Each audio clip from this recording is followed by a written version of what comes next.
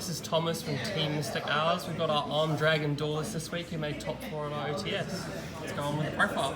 Yeah, no worries. So obviously with an Armed Dragon deck, I usually start off with the Armed Dragons, of course. What I ran this week was I run 3 Armed Dragon level 3s, run 3 Armed Dragon level 5s, and run 3 Armed Dragon level 7s. I feel this is a bit of just a staple in the Armed Dragon engine, as their effects that generally search themselves out, get themselves to the beefier monsters, but what makes them quite good was the fact that you can get their effects when they hit the graveyard due to their own effects. So you get things along like adding more dragons to your hand or adding more Armed Dragon cards to your hand. Normally I would run 1 Armed Dragon Thunder level 10. This time around I ran 2 because normally I would recommend running Armed Dragon level 10 normal because it can clear the opponent's field. As this deck is designed to go second, it's designed to OTK. And then I also run, if I can find them, here we go, 2 Armed Dragon level 10 whites. Just a really, really good card to spam out to the field just to get that OTK. Which one were you going into more often, the white or the normal? The white more often. So how I would usually use, so some combos I usually work with these dragons on their own. I would generally find the best way to try and add these cards to my hand, because these cards can add other Armed Dragon, not just monster, but other Armed Dragons to my hand, and that includes these ones here. So these are very easy to search using these cards' effect. And if you find yourselves having too many high-level dragons in your hand, generally that is one of the problems with this deck. Is there's a lot of obviously high-level dragons, is that you can send them to the grave and you get other effects.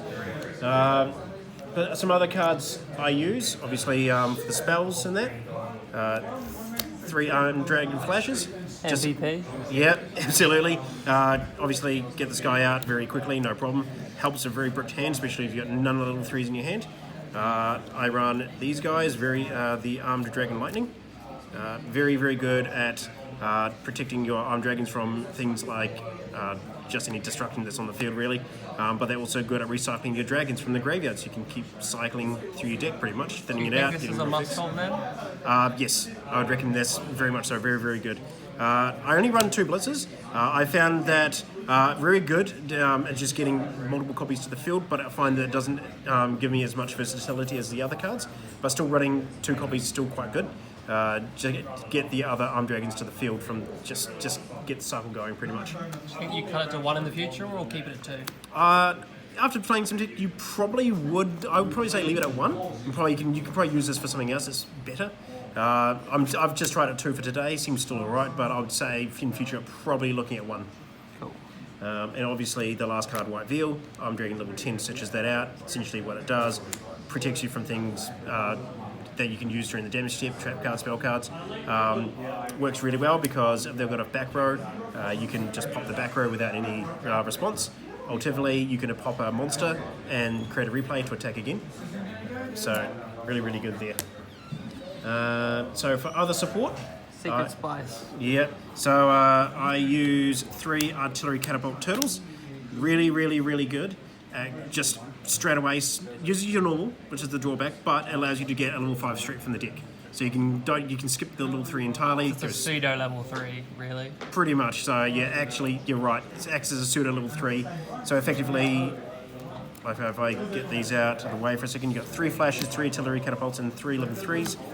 Essentially 9 cards to get your combo started. It's a decent amount. Yep. And I run 1 Tempest. Just works Can't really. insane. Yeah, it works so well. I mean, why wouldn't you? It's a Wind Dragons, Armed Dragons, so why not there? Works really, really well there. So that's your engine then? That's pretty much the engine in a nutshell, really. Everything else is pretty staple. So if I clear the field for a minute, and just some other tech I use would be just 3 Blossoms. Super versatile. Pretty Every much. format. Yeah, I use 3 Monsters. Just once again, stopping any. Just what was good on the day. Yeah. Since this deck goes second, I actually use Break Top, just to clear anything that's in the way, really. Limited for a reason. Yep. So, and then Normally I run 3 extravagance, but I pulled myself as prosperity, so I thought I'd give it a try. How was it today? Worked well actually. There was one duel where I had a bricked hand, and drew that. Well, it was in my first hand. Played that and found a level 3 in my hand, and that 6 to choose. So really, really good. I would say, in some cases, this is better than extravagance. So overall, would you play 3 extrav or 3 prosperity if you had the choice? If I had the choice, I would definitely want to try prosperity first, because especially with this deck, because you want to make sure you get the right Finding cards. the level 3. You want to find one of the 9 cards to get your deck started. So I would say this one more than the extravagance. And then finally. Well, not so much finally. Just one of each for Geeky and Falpy's Feather Duster. Both busted. Yeah. I'll be honest, I can't afford Lightning Storm, so these are my Play backups. Storm over them if you had them? Or both? This is designing, I would say Lightning Storm over these, mainly because, well, actually both, and there's a reason why, and I'll go in a second, but generally if I had to choose Lightning Storm, because it is a turn 2 deck, so it's one of those ones. But some of the spice I thought I'd try from the new box was Psychic Eraser Laser. It's Ouster Green, correct? Sort of. It's essentially, it sends the monster, so anything that says can't be destroyed by card effects. I believe Dryden's like that. So it's non-targeting send removal. I believe it still targets. I don't know. No, I don't think it does. But either way, it still stops that. Yeah. So it's just a way to get around. There was some card or some decks that I found that I couldn't get around, and or some monsters I should say, sorry. And this was a great way to get around it. Things that Armed Dragon, unfortunately, all their cards affects target, so you can't pop bigger monsters. This is a great way of getting around that. Did you use it much today, or? Used it once today. What did you out? I had to out. There was a zombie on the field that was pretty much getting certain problems for me. Essentially because it was. What was the best way to say? Baildrock? What's that, sorry? Was it Baildrock? Yes. Yeah. Quite difficult to out with Zombie World. Yeah. So, and I didn't use an extra deck today. There are some I would definitely recommend, like Heretic and all that. 15 cards to banish. Yeah.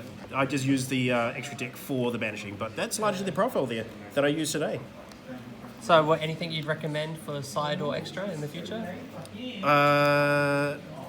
Still working on the side. That's a work in progress. Yeah.